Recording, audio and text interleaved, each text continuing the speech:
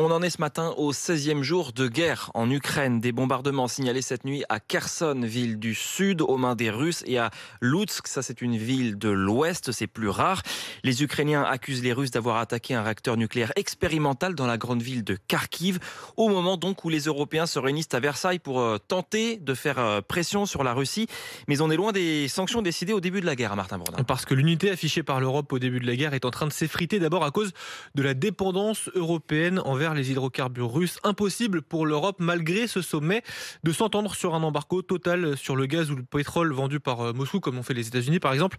À Versailles, les Européens vont déjà tenter de réduire de 2/3 la dépendance européenne au gaz vendu par Moscou et diminuer les importations de charbon et de pétrole venus de Russie. Ça ne va pas se faire très rapidement.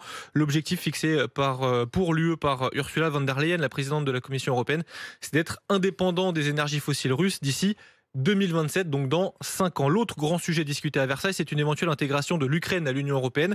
Certains pays comme la Pologne veulent que ça aille vite, ça ne devrait pas être le cas. Il n'y a pas de procédure rapide, a rappelé hier le Premier ministre néerlandais Mark Rutte. Emmanuel Macron, lui, a expliqué qu'une procédure d'adhésion d'un pays en guerre n'était pas souhaitable.